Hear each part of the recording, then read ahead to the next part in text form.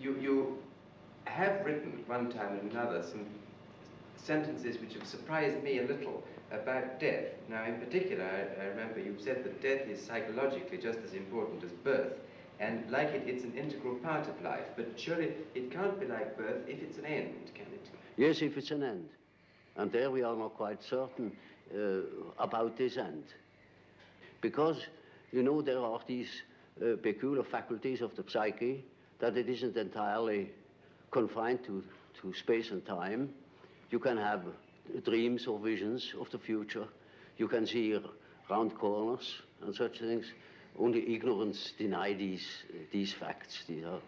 It's quite evident that they do exist and have existed always. Now, these facts show that the psyche, in part at least, is not dependent upon these confinements. And then what? When the psyche is not under that obligation to live in time and space alone, and obviously it doesn't, then to that extent the psyche is not submitted to those laws.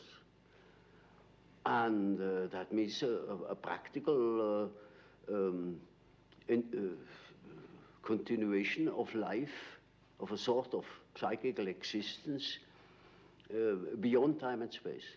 Do you yourself believe that death is probably the end, or do you believe that... Well, I can't say.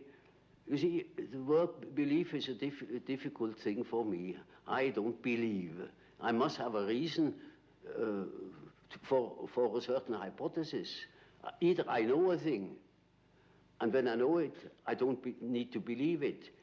If I don't allow myself, for instance, to believe a thing just for the sake of believing it. I can't believe it. But when there are sufficient reasons for a certain hypothesis, I shall accept these reasons, naturally, and should say, we have to reckon with the possibility of so and so, you know. Well, now, you've told us that we should regard death